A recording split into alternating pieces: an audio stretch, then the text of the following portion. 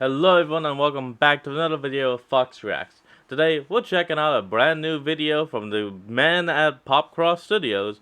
What if Helluva Boss was a horror story? Let's go ahead and hop on in and see just what this guy can do to these demons. The awesome animated series HELLUVA Boss over on VivziePop's channel, you know Amazing that there's stuff. already plenty of supernatural and horror elements in it, but it's not a story that's presented as a horror story. It's more of a comedy, raunchy, thirsty action comedy with some really great musical numbers. Yeah, that's probably the best way I can describe That's it. a good way but of I thought it would explaining be fun to try and adapt it into an actual horror story since it has some of those elements already. Give the characters a bit of a creepy PopCross style redesign, tell a story from a human perspective who's getting hunted down by the characters from the show, while also trying to work in some of the elements that Helluva Boss fans come for. I'm personally very excited about this concept, so let's see how it goes, shall we? Same let's here. go. Let's hop in. Hit like if you want, subscribe if you feel like, but either way, enjoy the show. When Viv heard the first subtle bumps from downstairs, she assumed it was just the building settling. Her parents' farmhouse, often used as a summer getaway, was big and nice, but quite old and would rarely go a few minutes without some part of it creaking. But quickly, she started to question the sounds below. She sat up in bed and intently listened. Her heart thudded as her mind raced to all the worst possibilities, then jumped to thoughts that she was being a baby and just imagining things. The sounds were quiet, but she swore she could make out the sound of light tapping feet on the hardwood below. The pounding in her chest slowed as her mind settled on a thought that it was likely a raccoon or maybe even a deer that had gotten in. It had happened before since the door didn't always properly shut. Now she was just irritated and tired. Why was this happening to her? She desperately needed some sound sleep and a peaceful week away from everything to try and get her mind off the incident. Now she had to deal with this? She rolled out of bed and put on her slippers. She opened her closet and grabbed an old unstrung archery bow to use as a prod to lead out whatever animal had gotten in. Even just seeing the bow. I'll be honest real quick. I think these yellow things on his gloves, definitely should try making them into eyes. That would be scary. Sent jolts of an echoing voice through her. Jace, still in her head, reminding her all the reasons she should give up on her marksman training. More thoughts came flooding in, but she tried to ignore them and focus on the task at hand. She opened the door and walked as quietly as she could down the hall to the stairs. She could more clearly hear the pattering of feet, but couldn't make out the size of the animal from what she heard. The steps definitely seemed too loud for a raccoon. She crept down the stairs, holding the bow out in front of her. She moved down, and then, halfway to the main floor, the sounds stopped. Maybe the thing had heard her. Maybe she should have stomped louder on purpose to scare it off. She thought about flicking on the light switch, but didn't want to spook the thing and have it smash up a bunch of stuff as it tried to scatter out. She finished her walk down the stairs and looked around. Yeah, no, if you see something like this in your house, you better have some type of holy weapon. Farmhouse creaked, but nothing else moved or made noise. Her heart started to thud again. Those steps had been too quiet to be a person, right? But now, she wasn't sure. She was about ready to take a step back up the stairs to grab her phone in her room when a shadow down the hall to the front door caught her eye. The moonlight spilling into the kitchen cast a faint outline on the ground of something standing in the kitchen. She couldn't make out much about it. If she didn't know the property as well as she did, she would have thought it was the shadow of a tree through the window, but there weren't any trees close enough to the building, and this thing was moving. Part of its body, almost like a long tail, was swaying side to side, making its shadow dance along the wood floor. Viv's whole body got a chill that screamed at her to run, to just bolt for the back door.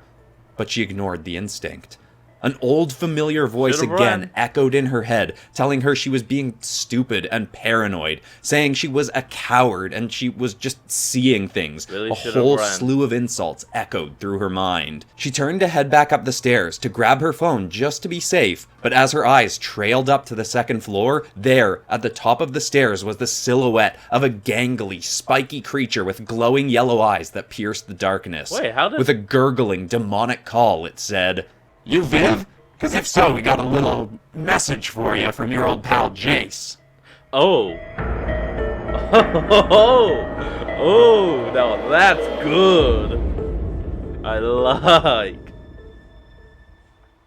Viv couldn't understand what she was seeing. She tried to flick on the light, but nothing happened. Oh, please, cutting the power is step one. What do you think we are, amateurs? She turned to run for the back door, but now another red, short, humanoid creature was standing just outside. She turned again and sprinted for the front door, knowing there was another creature near there, but hoping she could just shoot by it. She couldn't. As she passed the kitchen, something swung right for her head. Instinctively, Viv flopped back to the ground, ducking just under a bloodied axe that whipped overhead and thudded into the wall. Oh, good reflexes, girl. A monstrous female-looking imp said as it ripped its blade free. Maybe you ain't as pathetic as Jace said you'd be. She reeled back the axe again and swung down. Viv rolled aside, away from the door, barely missing the blow. She leapt up to the nearest door, to the basement, and tore it open, then slammed it shut behind her, locking it. But not a second later, the blade... I'll be honest, we may only be starting on Millie's, but I can't wait to see what he does for Moxie. I wonder if he'll just keep him in a suit, yet make him his head more demonic. That would be perfect. Of the axe cracked through the wood. Viv fell backwards and crashed down the stairs into the pitch-black basement. She hit the cold cement floor, panting like she just sprinted a marathon. She couldn't have misheard them, right? Those things had both said, Jace. Her mind flashed to the last time she'd seen him. Him drunkenly slipping from the ledge of the old diving cliffs. Her close enough to reach down and grab him as he clung to the side, but hesitating for just 1 second. 1 second long enough for him to lose his grip and fall to his death. The axe slammed again into the door above, then again and again. They'd be through soon. Viv tried to get up, but as she put... So, just from the way that he explained the story, looks like this Jace guy was drunk, being an idiot, and fell off a cliff. And since Viv, hesitated for 1 second to actually help him, he slipped. And apparently is blaming his death on, you know what, this Jace guy sounds like an ass. Yeah, put her weight on her left foot, she collapsed to the ground again. It felt like her bones in her ankle had shifted, and she let out an agonized scream. The axe slammed again, and a head peeked through the door. Oh, don't go torturing yourself, hon. We got plenty of that in store for you ourselves. Viv got up again, but she leaned on her bow as best she could and hobbled towards the one slit of light spilling into the room through the hatch doors to outside. A voice echoed again in her mind, telling her that she was doomed. She might as well give up or even just kill herself before those things got to her. She was too useless to save herself. As always, that voice was Jace's. But she kept pushing and did her best to limp up the stairs, unlatch the doors, and push them open. She pulled herself out onto the moonlit grassy field, and her eyes immediately fell onto the barn. She felt the unstrung bow digging into her armpit as she leaned against it. She knew she had a spare string for it in the barn, and there were plenty of arrows as well. Maybe she could defend herself. But more importantly, in the barn, she had a ride. Before she could take 1 step forward, a tail wrapped around her neck and lifted her up to the second floor. You're really not making this easy on us, kid. You stop trying to run and we'll make this a bit quicker than we promised Jace we would. It was the first imp she'd seen, leaned out her bedroom window, squeezing its tail tighter and tighter around her neck. She held on and tried to pull it off, but it was no use. The axe-wielding devil ran out from the basement below and looked up. Oh, a pinata. Don't mind if I do. She thrust back her axe. Viv's instincts kicked in and she kicked herself back from the wall. The axe sliced right in front of her and chopped straight through the tail binding her. She fell to the ground, trying to make most of her weight fall on her good leg. She immediately scrambled. Okay, it's either Moxie that was holding her or Blitz. It's kind of difficult to tell. The voice is all... Well, yeah, they're demonic, but it's hard to tell which voice belongs to who. Scrambled across the ground towards the barn, hearing the creature above screaming things so profane she felt like she needed to shower just from hearing him. The two imps bickered behind her as she pulled herself up and ran for the barn. Every step on her bad leg shot explosions of pain up her body, but she kept pushing. But quickly, she noticed the sound of other, faster feet speeding up behind her. And now it's time for Moxie. Can't wait to see. Nice. Viv whipped her head back, and once again her instincts took go. over. She thrust her bow behind her and just barely knocked a bladed tail off course from hitting her chest. It cut a gash into her arm as a third imp creature tackled into her, knocking her to the ground just 10 feet from the barn. She tried to roll towards it, but the tail swung down again, and she stopped just before it hit her.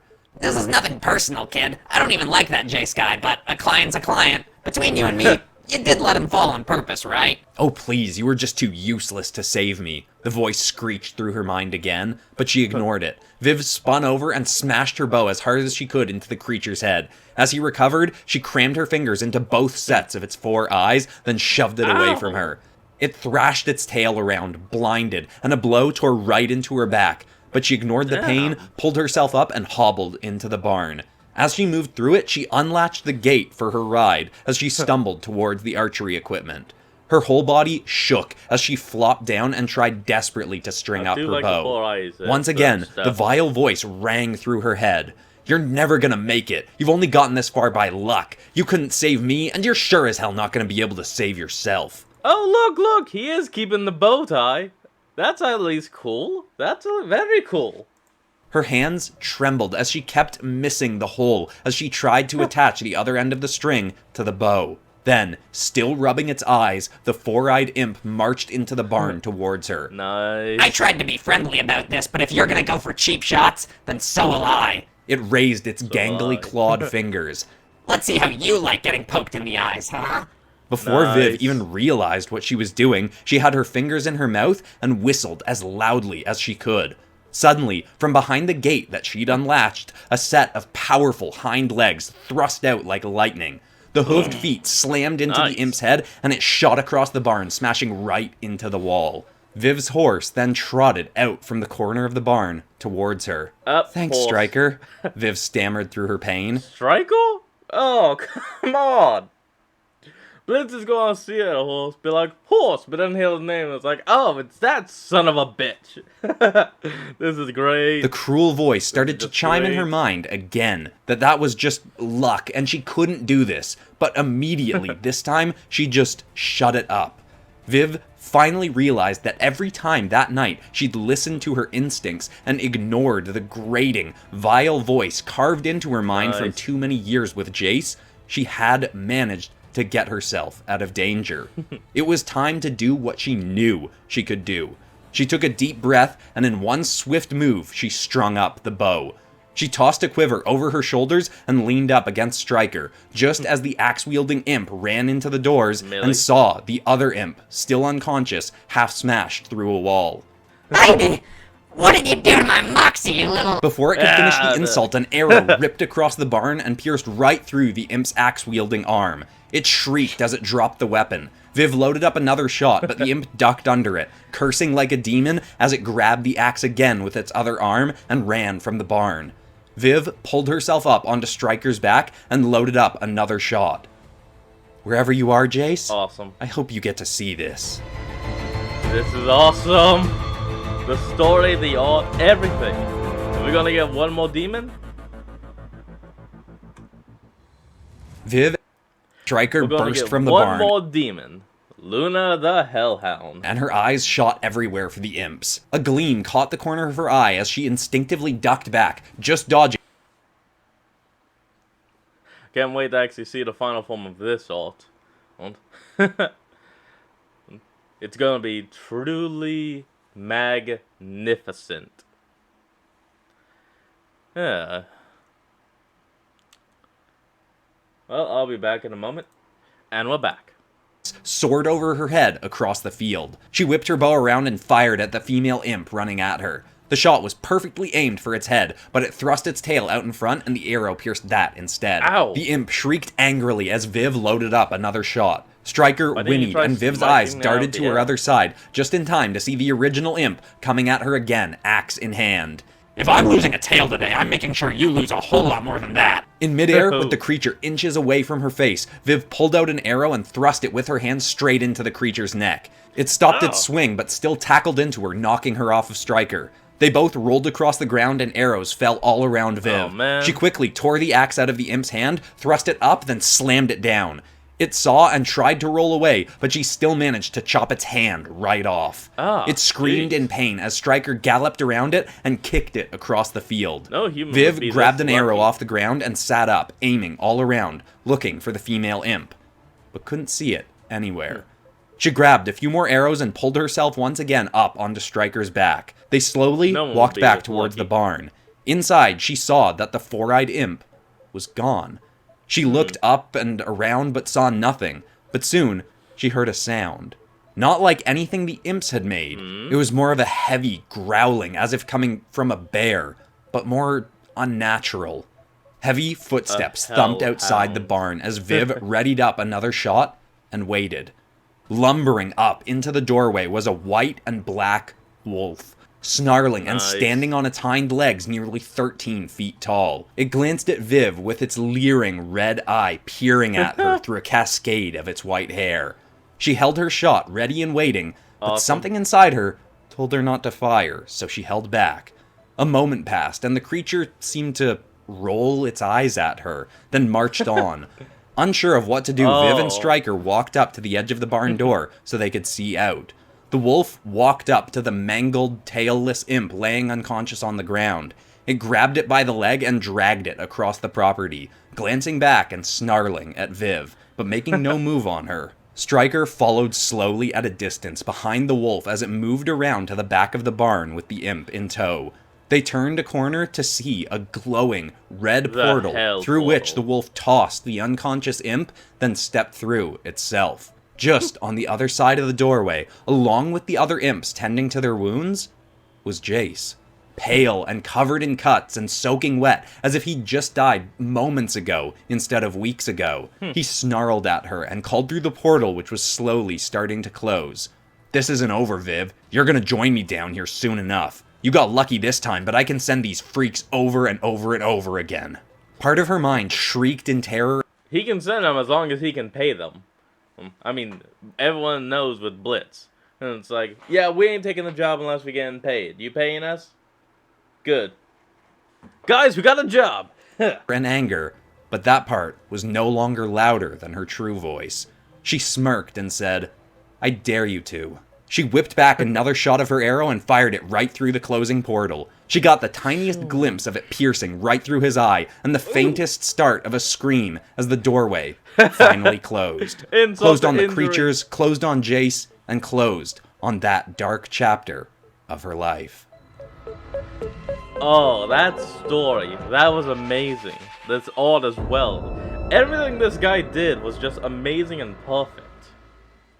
Wow, with how this turned out and the Hollow Knight horror story episode, I think I gotta use this as a theme more often, taking things and turning them into horror stories. It's a lot of fun. By the way, if you've never seen Helluva Boss, I'll link the first episode in the description. It's a super fun show. I'd watched it before I even started getting requests from subscribers to do an episode around it. Though fair warning, this channel is fairly PG, Helluva Boss is very much not. Yeah. You've been warned. And of course, if you're new to the channel and you want more episodes like this, maybe check out my Phobias as Demons series, where I take famous phobias and turn them into demons. I'll link the most recent episode in the cards. But besides that, that's all for today, except of course for ending this video on some kind of positive or uplifting note. And the thought I want to leave people with today is actually a quote that partially inspired the story arc for this episode, which is a quote from Sherlock Holmes. Do not ignore your intuition. It's simply data processed too fast for your conscious mind to comprehend.